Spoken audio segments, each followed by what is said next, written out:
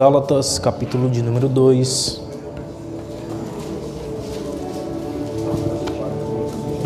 Podemos ler, digam amém. Amém. Versículo de número 19 e 20.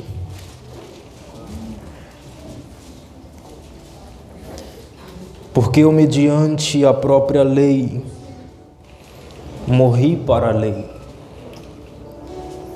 a fim de viver para Deus. Estou crucificado com Cristo. Logo já não sou eu quem vive, mas Cristo vive em mim. E esse viver que agora tenho na carne, vivo pela fé no Filho de Deus, que me amou e se entregou por mim. Amém, aleluia, glória a Deus. Aleluia! Podeis assentar.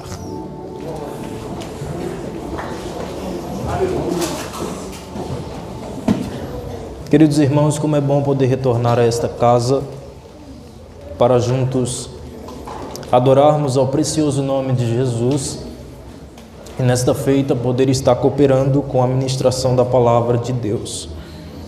Minha gratidão a Deus pela vida do pastor André, que aqui também é o meu pastor. Muito obrigado, que Deus abençoe ao Senhor, toda a vossa família, continue conduzindo-os em graça e em sabedoria. Também pela vida da líder, irmã Zileide, é isso? Chamada de Zi, né? Que Deus em Cristo vos abençoe. Tem mais alguma líder?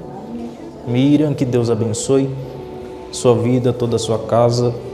Aos pastores que aqui estão, amigos, que Deus em Cristo vos abençoe. Vocês estão chiques, tanto no visual quanto na unção.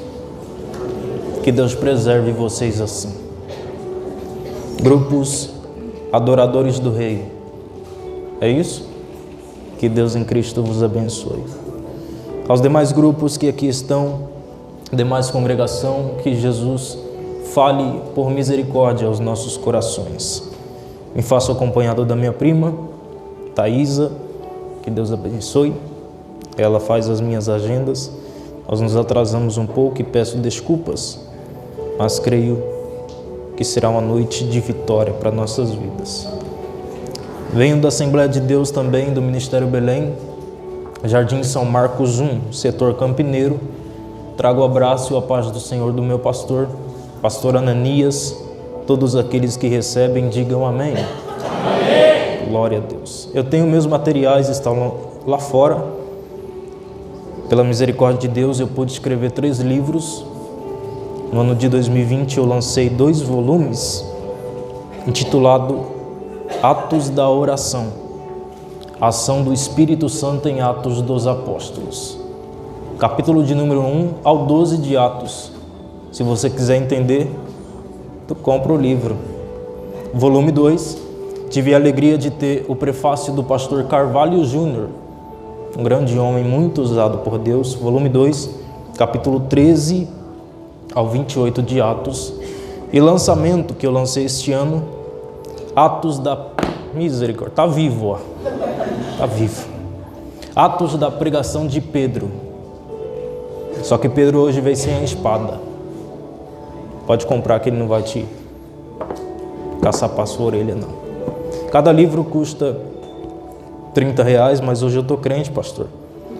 Vou fazer a R$25. Se você chorar, eu faço a 20. E chega. Esse aqui é para liderança. E esse aqui é para tu. E o do pastor eu te dou depois. Tem que ganhar confiança, né, meu? Glória a Deus. Queridos irmãos, também ao amigo Natanael, que Deus em Cristo vos abençoe. E pelo Rui, muito obrigado pelo carinho de sempre. É nóis. Tamo junto. Queridos irmãos, Paulo, eu espero que você não tenha fechado sua Bíblia, porque eu vim pregar a Bíblia. Vim expor o texto. Vim honrar o tema de vocês. Paulo escreve essa carta devido a alguns problemas que estavam acontecendo nas igrejas na Galácia. Porque no capítulo de número 1, Paulo cita igrejas no plural. Alguns problemas estavam acontecendo nas igrejas da Galácia. Nesta carta, ele exorta os irmãos que estavam dando ouvidos a outros ensinamentos e não estavam guardando os ensinamentos de Paulo. Paulo também fala e mostra a diferenciação a respeito da lei, da obra da lei e também da graça.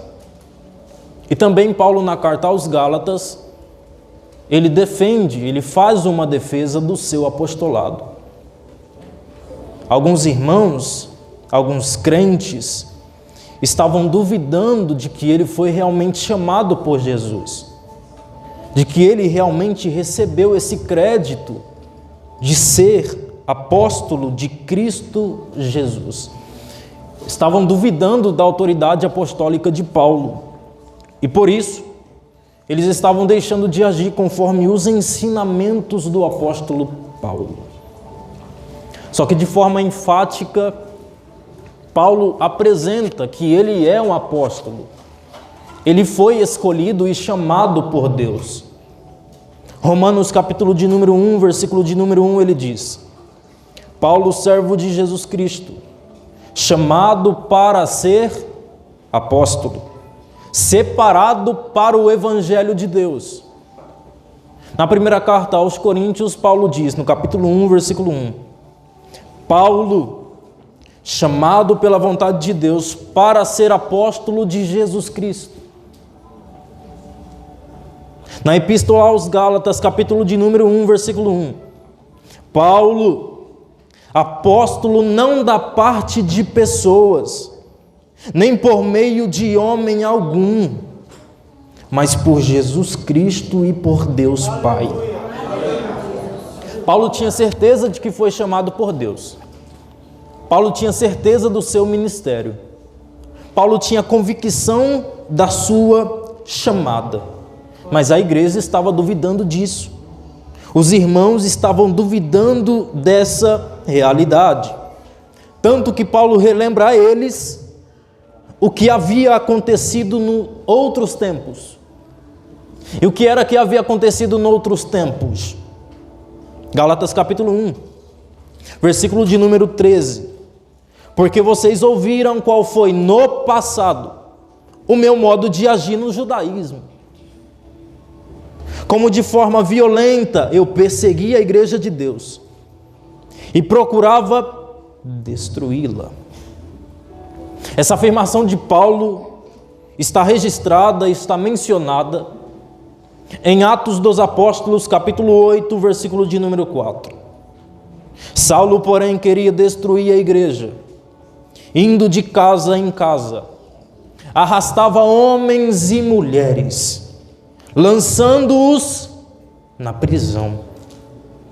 Ele mesmo disse que em Atos 22, ele forçava os crentes a negarem e a blasfemarem contra o nome do Senhor. Foi um homem que tinha sangue nos olhos. Foi um homem que tinha ódio pelos cristãos. A igreja primitiva estava no seu nascedouro. A igreja primitiva estava no começo do seu nascimento, do seu desenvolvimento. E houve muitas perseguições contra essa igreja, das quais, dessas perseguições, Paulo participou. Paulo esteve presente. Atos capítulo de número 9, ele tem mais um plano. Atos capítulo de número 9, ele tem mais uma ideia. Ele está vendo que a igreja está crescendo desde a ascensão de Cristo. Ele está vendo que a igreja está crescendo não só em números, mas em poder, em graça e em misericórdia de Deus. Saulo está vendo o crescimento da igreja. Ele vai até o sumo sacerdote e pede cartas para a sinagoga. Por que Saulo vai pedir cartas? Porque Saulo quer ter o direito quer concretizar ainda o que ele quer fazer: matar os cristãos, prender os cristãos. Não era de forma enfática chamada de cristãos. Foram chamados no capítulo 11 de Atos dos Apóstolos. Eles eram chamados de o povo do caminho. Por que eles eram chamados de o povo do caminho? Era uma forma de identificação da igreja. Eles não poderiam ser chamados de cristãos. Imagine, eles estavam no nascimento. Eles estavam no desenvolvimento do crescimento. O apóstolo João disse isso na sua carta, na sua segunda carta. Ele diz: a senhora eleita. Ele chama nós, a igreja, de senhora eleita. Por que não chama de cristão? Por que não chama de crente? Porque haviam perseguições. E por onde as cartas passavam, ia de mão em mão até chegar à mão do pastor. Se chegasse em mão errada, poderia dar errado o plano. E qual era o plano de cada carta ser enviada? A edificação dos irmãos. A carta chegava ao líder da igreja, ao anjo da igreja. Primeiramente o anjo era edificado, mas quando o anjo lia a carta, a igreja era edificada. Então não tem essa de que só o pregador se enche de Deus, só o pastor se enche de Deus, só o cantor se enche de Deus. Não! Quando eu canto, eu me encho de Deus, mas eu também transbordo do que Deus tem feito na minha vida. Nós somos edificados quando alguém prega, quando alguém ensina, quando alguém canta. Alguém estava triste, mas liberou uma palavra para o seu coração. Você foi edificado através disso. Alguém estava caído, abatido, sozinho, abandonado, mas você louvou um hino e ele foi restaurado pelo poder da canção. Só que Saulo, com essa ideia de querer parar o crescimento da igreja, vai ser frustrado. Saulo, tendo essa legalidade, cartas em suas mãos para prender os cristãos, ele tinha acesso a qualquer coisa, irmão. Só que no meio do caminho, na entrada da cidade, o próprio Jesus apareceu a ele. Porque onde houver os projetos dos inimigos da igreja, Deus vai aparecer e vai destruir esses projetos. Então não adianta o diabo tentar se levantar com artimanhas para querer parar o desenvolvimento e os projetos da igreja. Não adianta. Jesus já garantiu a nossa vitória. Nós estamos edificados em Cristo Jesus.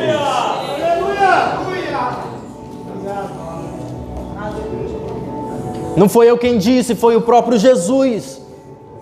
Mateus 16, 18, olha o que ele diz. Não Mateus, Jesus. Eu edificarei a minha igreja, e as portas do inferno não vão prevalecer contra ela. Aleluia. Olha como a gente interpreta esse versículo. Eu edificarei a minha igreja. Ok, a igreja foi edificada, sim ou não? Sim. E as portas do inferno não vão prevalecer contra a igreja. A gente acha, nós pensamos, que é o inferno que vai se levantar e eu venho de lá para cá. Não é isso não.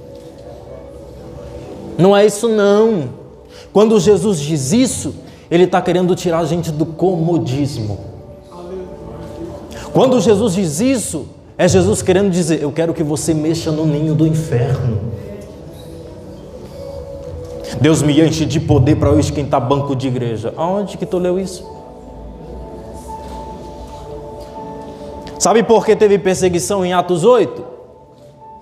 Porque Jesus disse em Atos capítulo de número 1, versículo de número 8: ser-me-eis minhas testemunhas, tanto em Jerusalém, Judeia, Samaria e até os confins da terra. Por que que a igreja foi perseguida em Atos 8? Jesus disse: vocês vão receber poder do meu Espírito, mas quando vocês forem cheios do Espírito, vaza. Aleluia. Prega. Anunciem o Evangelho em Jerusalém, Judeia, Samaria e até os confins da terra. A igreja obedeceu? No capítulo 1, sim. Estava em Jerusalém. Capítulo 2, também. Foram cheios de poder. Só que Jesus disse: vocês vão receber poder, mas quando receber poder, vaza. Capítulo 2, onde eles estão? Onde eles estão? Jerusalém. Bora lá, 1, 2, 3, onde eles estão? Jerusalém. Capítulo 3, cadê a igreja? Jerusalém. Capítulo 4. Jerusalém. Capítulo 5. Jerusalém. Capítulo 6. É crente que confia no pregador. Capítulo 7. Capítulo 7. Aí no capítulo 8 veio não é pequena, grande perseguição contra a igreja em Jerusalém. Está entendendo por que teve perseguição? Porque não obedeceu a ordem de Jesus. Não, Kalen, mas a igreja hoje não é perseguida. Nos antigos tempos, eles eram estraçalhados por leões, eles eram devorados. Hoje eu não sou perseguido. Hoje eu chego perto do leãozinho e faço carinho no leãozinho. Hoje não somos perseguidos desse modo. Mas a igreja hoje é perseguida pela mídia. A igreja é perseguida por ideologia de gênero. A igreja hoje é perseguida por pessoas. A igreja hoje é perseguida por militantes. O que Jesus estava dizendo em Mateus capítulo 16, versículo 18, não é que o inferno vai se levantar e vai vir de lá para cá. Não é. O que Jesus estava dizendo é: eu já edifiquei a minha igreja. Estamos edificados em Cristo, sim ou não? Tadinho de tu, se permanecesse no catolicismo, porque eles pregam e anunciam que a igreja está edificada em... Cadê? Quem ganhou o livro de Pedro? Levanta o livro aí. Catolicismo acredita que a igreja está edificada em... Meu Deus! Em... Catolicismo, estressa não. Catolicismo está edificado em... É marketing para comprar o meu livro. Mas nós não estamos edificados em Pedro. Estamos edificados em Jesus. Tadinho de tu, se tivesse edificado em Pedro. Porque Pedro morreu de cabeça para baixo. Mas Jesus morreu? Jesus morreu? Não morreu? Meu Jesus. Ilumina ele, Jesus. Jesus morreu? Tem gente falando não, vai voar microfone, irmão. Jesus morreu? Compre o meu livro que você vai entender que Jesus morreu, tá, irmão? Jesus morreu? Sim. Mas ressuscitou. Tá vendo a diferença? Pedro morreu? Sim. Passou? Não passou? Se ele morreu, ele não passou? Passou.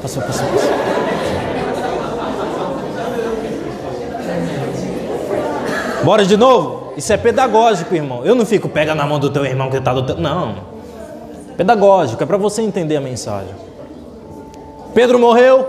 Sim. Passou? Passou. Jesus morreu? Sim. Mas? Glória a Deus. A gente não está edificado em Pedro. Pedro morreu, perdeu a cabeça. Perdeu, foi crucificado de cabeça para baixo. Mas Jesus permanece sendo o cabeça da igreja. E nós estamos edificados em Cristo Jesus. Eu vou edificar minha igreja e as portas do inferno não vão prevalecer contra ela. O que Jesus estava querendo dizer? É que não é o inferno que vai se levantar. É a igreja que já foi posicionada, que já foi edificada vai se levantar e vai arrebentar com tudo. Ideologia de gênero pode vir de lá para cá. PT pode vir de lá para cá. Comunismo pode vir de lá para cá. Mas nós já fomos edificados em Cristo Jesus. E quem vai vencer somos nós. Porque maior é aquele que está em nós.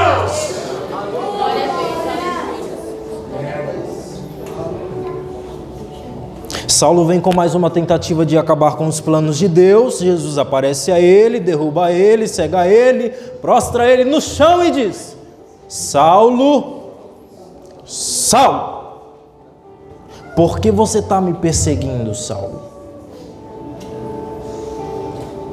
Aí imagina Saulo dizendo: eu não estou perseguindo tu, estou perseguindo o povo do caminho.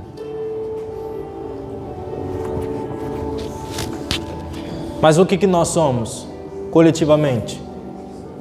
Corpo. Por que me persegue, Saulo? Mas eu não estou perseguindo você. Eu não estou perseguindo o Senhor. Estou perseguindo a igreja. Jesus poderia falar: pois é, quem toca na minha igreja está tocando em mim mesmo. Aleluia! Eu sou o cabeça desse corpo. Então, se você toca no corpo, você está tocando no cabeça. Tem projetos dos inimigos de Deus. Tem projetos de leis se levantando para acabar com a igreja. Mas só que não estão mexendo apenas com o corpo. Estão mexendo com o cabeça desse corpo. Saulo responde a Jesus. Como assim? Responde a Jesus. Ele vai fazer uma pergunta. Pois é, ele pergunta já respondendo a própria pergunta que ele fez. Quem és tu? Agora a resposta: Senhor. Quem és tu? Senhor. Saulo reconheceu ali o senhorio de Cristo. Quem reconhece o senhorio de Cristo está crucificado com Cristo. E quem está crucificado com Cristo reconhece o senhorio de Cristo. Jesus então dá uma ordem a ele: levanta-te e entra na cidade, onde lhes dirá o que fazer. Saulo, sendo guiado pelas mãos, foi conduzido até Damasco.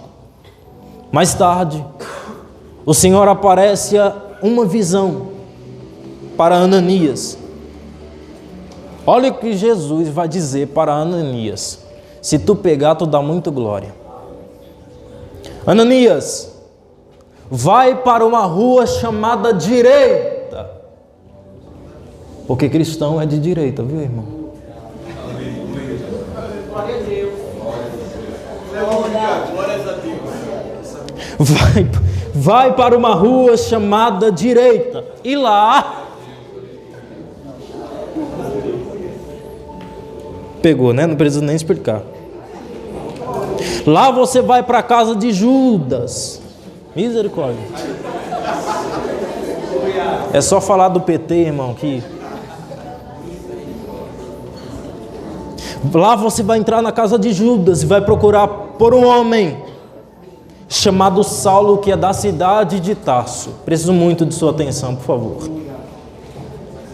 Quando você chegar lá, você vai impor as mãos sobre ele, para que ele recupere a sua visão. Você lembra que quando Jesus aparece a ele, Jesus derruba ele, cerca ele, cega ele. Na visão a Ananias, o próprio Deus diz: vai, impõe as mãos, para que ele recupere a sua vista. Olha a resposta de Ananias: Senhor, de muito temos ouvido a respeito deste homem, e quanto mal ele tem nos feito. Saulo era o que da igreja? Perseguir dor. Senhor, olha o histórico deste homem. Olha o que esse homem aprontou com a tua igreja. Agora eu vou ter que orar por ele?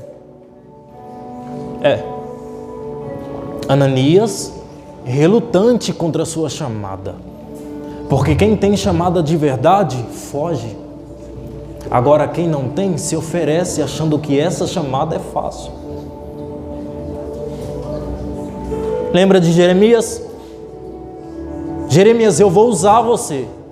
Não, Senhor, mas eu sou uma criança e eu não sei falar. Todo aquele que tem chamada, foge. Mas não adianta fugir, que Jesus pega tu. O Senhor diz a Ananias, vai, porque para mim, ele é um vaso escolhido, para levar o meu nome, agora, diante dos gentios, diante dos reis, bem como aos filhos de Israel. E eu vou mostrar para ele o quanto se deve padecer pelo meu nome. Ele não perseguiu? Agora sou eu mesmo quem vou perseguir ele. Os cristãos não sentiram na pele a dor de ser perseguido? Agora ele mesmo vai sentir na pele a dor de ser perseguido. Vai, porque para mim ele é um vaso escolhido. Para muitos ele é desprezado. Para muitos ele é rejeitado. Para muitos ele é escanteado. Mas para mim ele é escolhido. Para mim ele é um vaso que está nas minhas mãos. E se ele está nas minhas mãos, eu sei moldar do jeito que eu quero. Se ele está nas minhas mãos, eu sei trabalhar do jeito que eu quero. Você consegue entender isso? Não interessa o que o outro foi no mundo. Chegou na mão de Jesus, é ele quem trabalha. É ele quem age. Ananias chega e diz, quando Ananias chega na casa de Judas, chega e diz, irmão Saulo,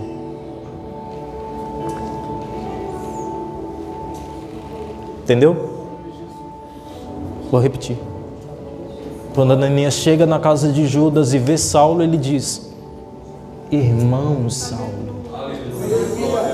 Mas não estava até agora chamando o cabra de perseguidor? Não estava até agora falando do mal desse homem? Mas quando chega, diz, irmão Saulo. É só crente, irmão, para chamar o perseguidor de irmão. Só crente para ver pela fé a prostituta se tornando missionária. Só crente para ver pela fé o alcoólatra se tornando em um adorador. Só crente, irmão. O ímpio não consegue ver o que Deus vai fazer na vida dele. Não, mas os crentes conseguem. Só crente para ver pela fé o bandido se tornando um pregador da palavra. Só crente. Não entendi, Cali, você vai entender agora. A graça que alcançou você não parou em você. Está alcançando mais e mais pessoas a cada momento. Irmão Saulo, o Senhor que te apareceu no caminho, apareceu a mim também, mandou eu orar por ti para que você recupere a sua visão e seja cheio do Espírito.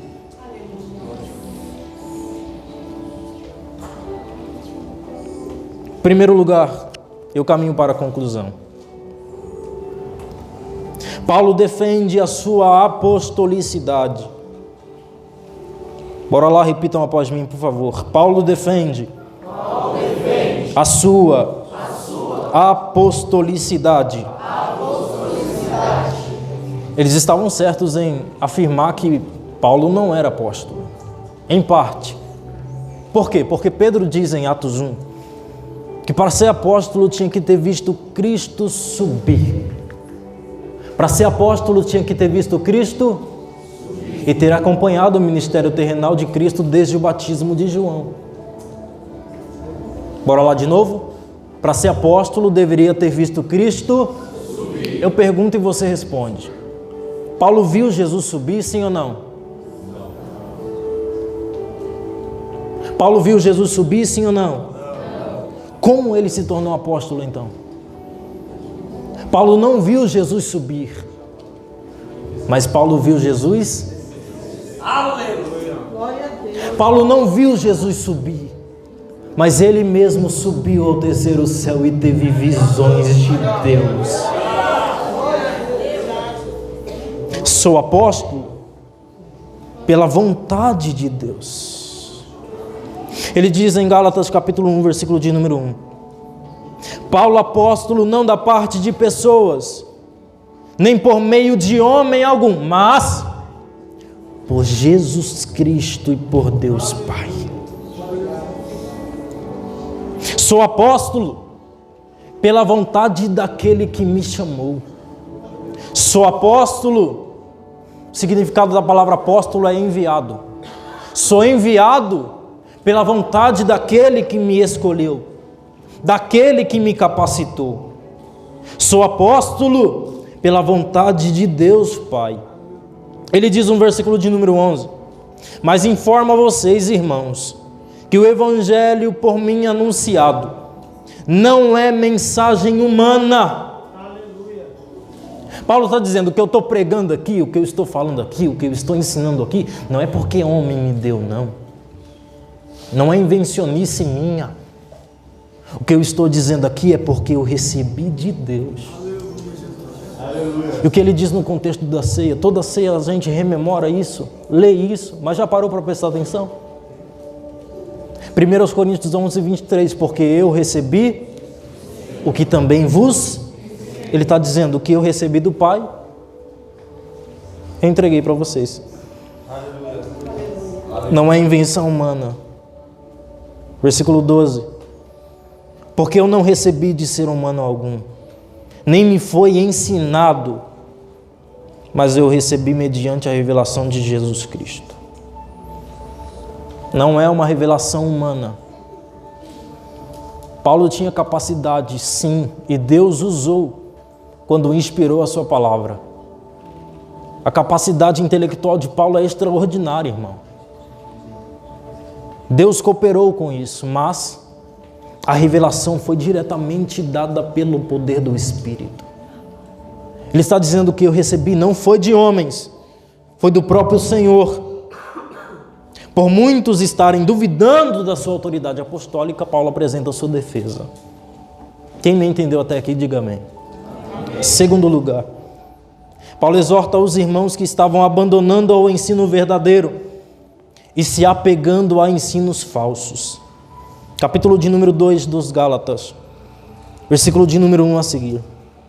14 anos depois fui outra vez a Jerusalém com Barnabé, levando também Tito. Fui em obediência a uma revelação. Eles apresentei o evangelho que prego entre os gentios, mas fiz isso em particular aos que pareciam de maior influência, para não correr ou ter corrido em vão. 3. Mas nem mesmo Tito, que estava comigo, sendo grego, foi obrigado a submeter-se à circuncisão. Isto surgiu por causa de falsos irmãos, que se haviam infiltrado para espreitar a liberdade que temos em Cristo e nos reduzir à escravidão. Olha Paulo falando, olha para cá. Paulo estava falando assim: eles estão querendo voltar para a tradição abraâmica. Eles estão querendo voltar para a tradição da antiga lei. Mas eu não preguei isso, eu não ensinei isso a eles. 5. A esses nos submetemos por um instante sequer, para que a verdade do Evangelho permanecesse entre vocês.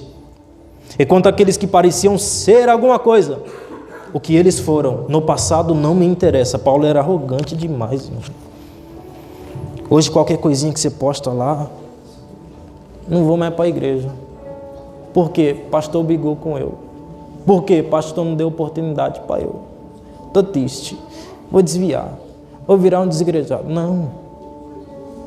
Quando você estiver assim, você vai ler a Bíblia. Quando você vai e está atribulado, você vai ler a Bíblia, você se sente consolado. Só que tem vezes, quando você está consolado e vai ler a Bíblia, você fica atribulado. No passado não me interessa, Deus não aceita a aparência do homem. Esses digo que pareciam ser de maior influência, nada me acrescentaram. 7. Pelo contrário, quando viram que me havia sido confiado, agora, o evangelho da incircuncisão, assim como a Pedro foi confiado o evangelho da circuncisão. 8. Pois aquele que operou eficazmente em Pedro, para o apostolado da circuncisão, também operou misericórdia. Vai sair. Eficazmente em mim, para com os gentios. Paulo estava dizendo que esses irmãos que estavam infiltrando-se na igreja, esses que estavam influenciando os gentios a acatarem para si a circuncisão, Paulo chega e expõe a sua defesa. Paulo chega e expõe que ele já ensinou o evangelho verdadeiro, sobre o qual eles deveriam estar fundados. Aquilo dali, a prática da circuncisão, era uma aparência externa. Essa prática era uma aliança que Deus havia feito com Abraão em Gênesis capítulo 17. A circuncisão era a remoção de um excesso de pele. Todos do sexo masculino, sendo judeus, deveriam passar por ela. Todo judeu, gentil não. Esses que estavam sendo infiltrados na igreja queriam submeter também os gentios para essa prática. A prática da circuncisão. Paulo diz no versículo de número 6, 7 e 8, que a Pedro, que é judeu, foi confiado o evangelho da circuncisão, mas a Paulo foi confiado o evangelho da incircuncisão. O que é isso, Paulo? O que Paulo estava dizendo era que o evangelho da pregação de Paulo era baseado não em tradições judaicas, mas na graça de Cristo. Ou seja, vocês leram comigo, acompanharam comigo em Atos 9, que quando Ananias vai orar por ele, Ananias coloca a mão e diz: o Senhor que te apareceu no caminho mandou eu vir aqui até tu, para que você receba a visão, seja cheio do Espírito, mas você também vai pregar aos gentios, aos reis e aos filhos de Israel. Romanos capítulo 15, versículo 15 e 16. Entretanto, eu lhes escrevi em parte mais ousadamente, como para fazer com que vocês se lembrem disso outra vez, por causa da graça que me foi dada por Deus, para que eu seja ministro de Cristo Jesus entre os gentios, no sagrado encargo de anunciar o evangelho de Deus, de modo que a oferta deles seja aceitável uma vez santificadas pelo Espírito Santo. Já o evangelho de Pedro era diferente. Paulo pregava para os gentios. Pedro pregava para os judeus. O evangelho de Paulo, especificamente, era para os gentios. E Pedro valorizava por demais a tradição judaica. Em Atos 10, Pedro estava com fome e teve uma visão. Ele viu um lençol branco preso por 4 pontas, contendo todo tipo de quadrúpedes, répteis, aves do céu. E uma voz disse a Pedro: Pedro, levanta, mata e come. Pedro, se achando o judeuzão topzera, ele diz: de modo nenhum, Senhor, nunca comi nada do que é imundo, nunca comi nada do que é impuro. Uma voz diz a ele, respondendo a esse questionamento de Pedro: Pedro, não considere impuro o que eu já purifiquei. Resumindo, Deus estava preparando Pedro para levar o evangelho aos gentios. Por isso, para Paulo, foi confiado o ministério da incircuncisão. Paulo precisou ainda dar umas exortadas em Pedro, umas corrigidas em Pedro, porque estava se achando por demais. Capítulo de número 2, versículo 11 ao 15. Capítulo 2, versículo 11 ao 15. Olha o que ele diz. Quando, porém, Cefas, que é Pedro, veio a Antioquia, resisti-lhe face a face. Bora para o 15. Nós, judeus, por natureza e não pecadores dentre os gentios, sabemos contudo que o homem não é justificado por obras da lei, e sim, mediante a fé em Cristo Jesus. Também temos crido em Cristo, e não por obras da lei, porque obras da lei ninguém será justificado. 17. Mas se nós, procurando ser justificados em Cristo, fomos também achados pecadores, será que isso significa que Cristo é ministro do pecado? De modo nenhum. Terceiro, Paulo mostra a diferença entre a obra da lei e a obra de Cristo, que é a graça. Qual é a finalidade da lei? Qual é o propósito da lei? É apontar para Cristo, é conduzir o homem para Cristo. Existe a obra da salvação externamente e também existe a obra da salvação internamente. Vou de novo. Existe a obra da salvação por fora de nós, mas também, meu amigo, é você que está aqui. Que Deus te abençoe. Amém. Mas também existe a obra da salvação por dentro de nós. Como assim? O que é a obra ou a mecânica da salvação? Eu vou falar simplesmente da salvação externa. O que é isso? É Deus fazendo por mim. Bora lá, 1, 2, 3. É Deus fazendo por mim. O que Deus fez por nós? 3 coisas, e eu tomo o meu assento. Primeiro, expiação. Cale, o que é expiação? Eu já até ouvi alguém pregando e falar disso.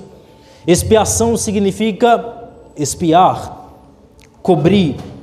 Expiar o pecado é ocultar o pecado da vista de Deus, de modo com que o pecador perca o seu poder de causar, de provocar ira em Deus. Essa cobertura de expiação não é no sentido de torná-lo invisível, mas no sentido de fazer com que Deus ocupe a sua vista com outra coisa. E o que é que ocupa a vista de Deus? A confissão do pecado, o cordeiro oferecido, a intercessão dos sacerdotes.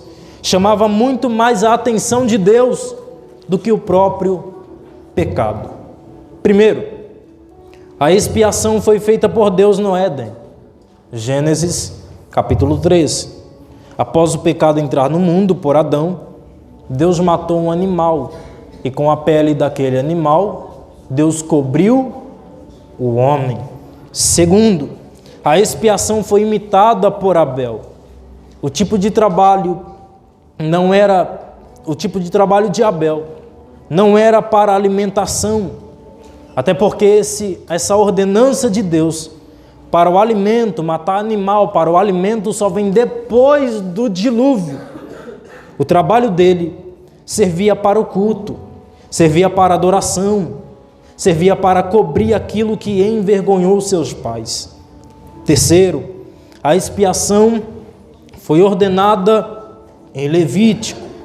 Expiar em Levítico remete-nos à ideia de cobrir tanto o pecador como o pecado.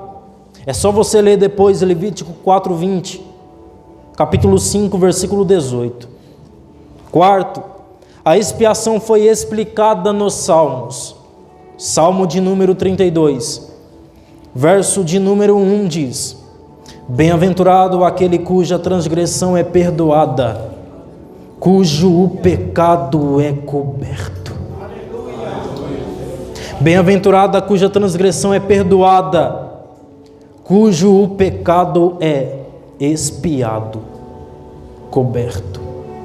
Cada vez que pecamos e não morremos, é porque Deus em sua eternidade vê a obra de Cristo, o sangue de Cristo sendo derramado e expiando os nossos pecados.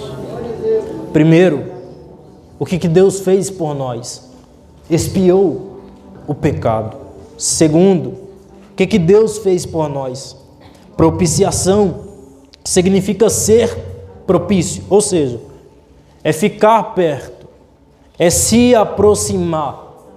Desde o livro do Gênesis, após o pecado do casal, houve uma separação entre o homem e Deus na sua comunicação espiritual.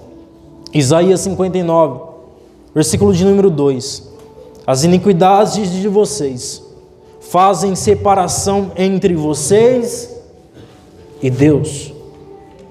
A palavra propiciação lembra o propiciatório, que era a tampa da arca, onde Deus vinha através da tampa da arca para falar com Moisés. Só que se prepare para dar um glória lindo. Hoje nós não precisamos mais que Deus desça na tampa de uma arca, porque Ele mesmo já enviou o seu Espírito e Ele está em nós. Ele se faz presente aqui. Você consegue louvar a Jesus por isso? Não precisa mais de arca da aliança, arca do Senhor, não. Ele já enviou o Espírito, Ele está em nós, Ele está habitando em cada um de nós. E aí, após Ele enviar o Espírito, o que acontece? Propiciação. Ele nos aproxima de Deus. O Espírito Santo é o vínculo da unidade. Terceiro, justificação. O que é justificação? É ser declarado justo. Significa imputar, colocar na conta. Romanos capítulo de número 5, versículo 1. Justificados, pois, mediante a fé, temos paz com Deus. Essa paz não é ausência de guerra. Essa paz aqui é que antigamente a gente ficava: quem poderá me salvar? Né? Igual Chapolin Colorado. Quem poderá nos defender? A gente ficava preocupado.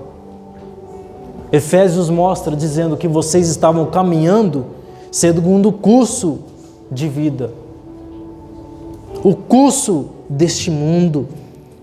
Vocês estavam culpados diante de Cristo e não tinha ninguém para vir colocar um ponto final. Até que Hebreus 10:5, Jesus do céu diz: se entre os homens não há ninguém, eu vou me fazer como um homem. Aleluia. Obrigado. Gálatas capítulo 2, versículo de número 19. Porque eu, mediante a própria lei, morri para a lei, a fim de viver para Deus.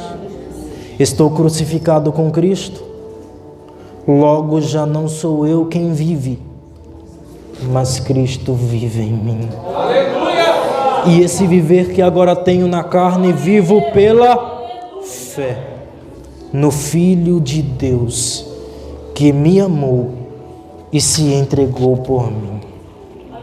Paulo está dizendo que quem coloca sua esperança na lei ainda tem a sua consciência pesada. Quem coloca sua esperança na lei não consegue achar um meio de justiça para os seus pecados ser perdoados. A lei não tem o poder de justificar o pecador arrependido, mas quem deposita a sua fé em Cristo Jesus mesmo não vendo a obra redentora de Cristo no Calvário, porque a gente não anda por aquilo que a gente vê, a gente anda por fé. Quem deposita sua fé na graça do Filho de Deus tem paz com aquele que pode nos justificar. Se prepare para dar glória. Cristo vestiu nossas vestes de pecado e colocou em nós as suas vestes de justiça. Ele veio como homem e ele veio como Deus. Preciso da sua ajuda. Ele veio como homem, mas também veio como Deus. Porque ele veio como homem, porque o homem faz uma dívida grande, mas não tinha como pagar essa dívida. Jesus veio como homem para assumir a dívida dos homens.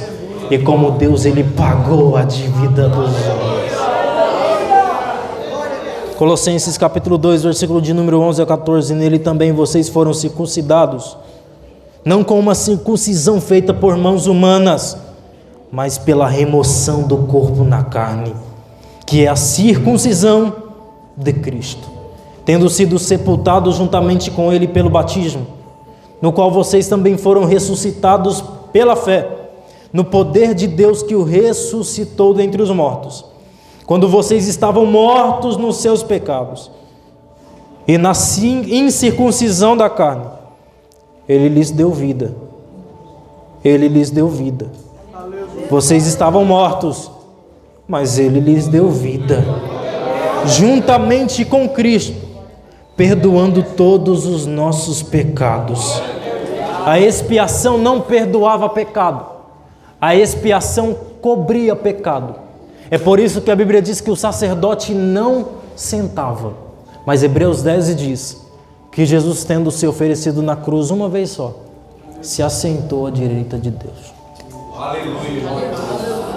Ou seja, o sacerdote vinha, já tinha pecado de novo para ele levar. Pecado não.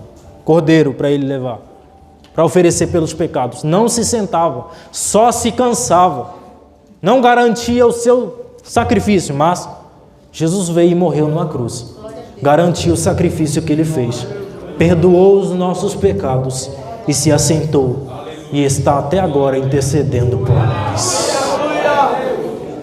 Salvação externa, o que é isso, Caleb? Deus fazendo por mim. Salvação interna, o que é isso? Eu vou deixar para falar em uma outra oportunidade. Se salvação externa é Deus fazendo por nós, salvação interna é Deus fazendo em nós. O que Deus fez em nós? Deus nos regenerou, Deus nos santificou, e um dia Deus vai glorificar o nosso corpo. Cara, eu não entendi nada da sua mensagem, você fala muito rápido. Entenda isso então, pelo amor de Jesus Cristo de Nazaré, que morreu para salvar tu e eu. O que é salvação? É ser coberto pelo sangue de Jesus, tendo a aproximação pelo Espírito que nos liga ao Pai, ser declarado justo pela obra de Cristo, nascer pelo poder do Espírito internamente no seu Espírito, permanecendo em uma vida de santificação. Não tem como você ser crente fora da santificação. E você também aguardando a glorificação. Armínio, Lutero, Calvino, grandes outros homens tentaram definir o que era a mecânica da salvação. O máximo que eles se achegaram foram depositar a sua esperança nos seus reinos teológicos. Mas a mecânica da salvação é simples. Crê no Senhor Jesus Cristo. Deixe o Espírito Santo trabalhar na sua vida. E assim você vai se achegar até o reino de Deus. Posso orar, pastor? Posso orar? Se coloque de pé.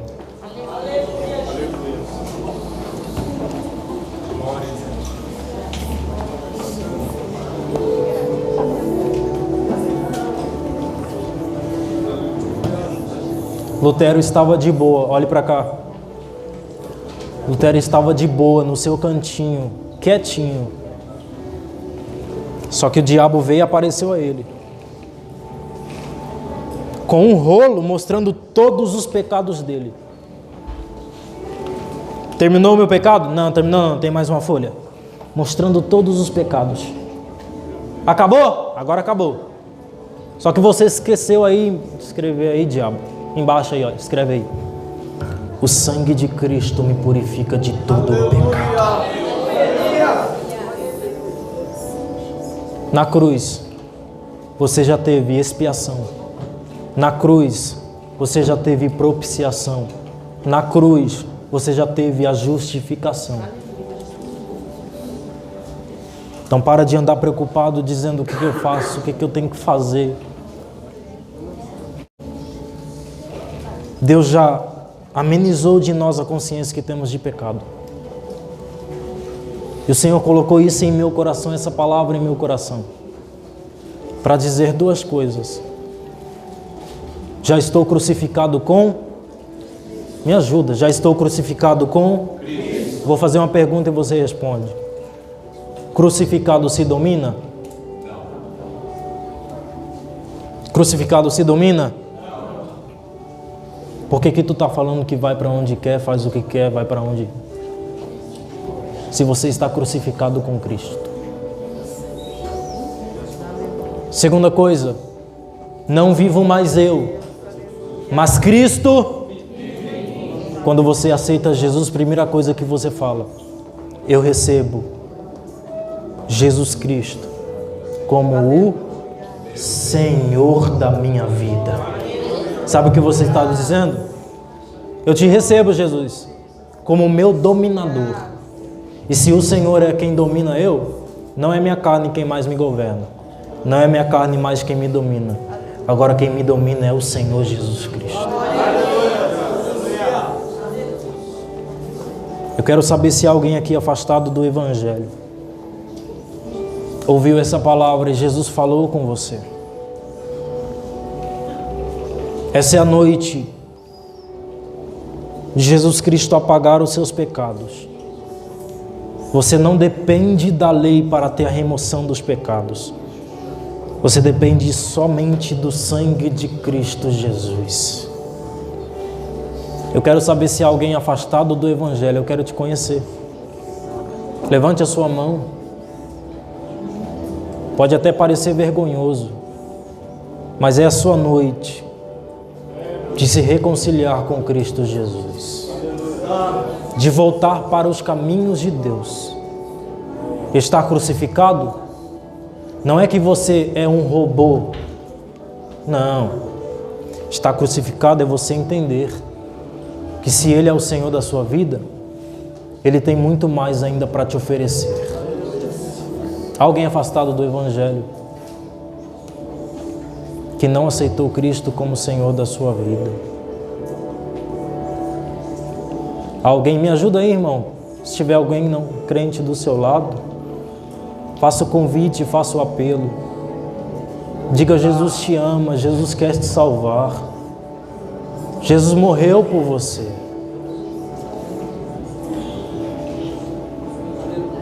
Eu vim também com um segundo propósito em meu coração. Eu quero saber daqueles que estão crucificados com Cristo, que ouviram a palavra de Deus, guardaram a palavra de Deus. Porque se você ouviu e não guardou, não adianta nada. Mateus capítulo 13, Jesus diz: aquele que ouve a palavra do reino não entende, o maligno vem e rouba a semente que foi semeada em seu coração. Mas aquele que ouviu a palavra e quer poder e quer capacitação para testemunhar ainda mais e mais a obra de Cristo, para viver genuinamente o Evangelho de Cristo, vem aqui à frente que eu vou orar por você. Se o Espírito tocou o seu coração, eu não vou forçar você. Você ouviu a palavra. Há mais alguém? Você acha que a sua vida está completa com Cristo? Você acha que a sua vida está totalmente transformada com Cristo? Você acha que você pode dizer com clareza: eu fui transformado, estou crucificado e obedeço inteiramente Cristo? Se não estiver, eu quero orar por você. Vou falar igual Paulo: não é por mim, é pela graça de Cristo.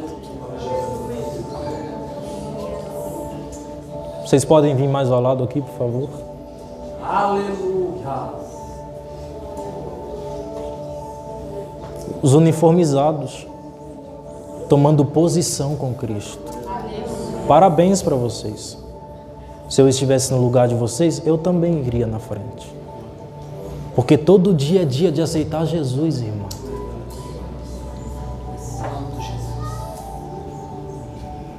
Pai, nos ajude.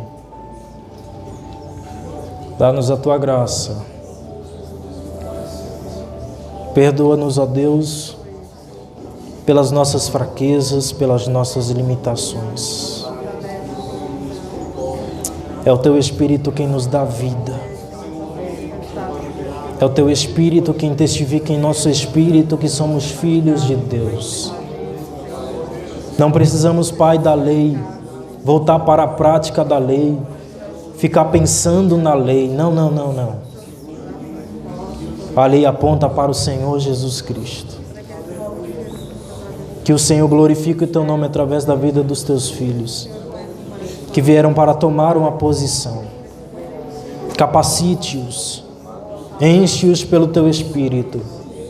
Dá-nos vida e intensidade na Tua obra. E que possamos dizer que o Senhor Jesus fez em mim e vai continuar fazendo em nós. Em nome de Jesus. Amém. Você pode cantar assim, ó. Eu sou livre. Eu sou livre. Nada além do sangue. Nada além do sangue de Jesus.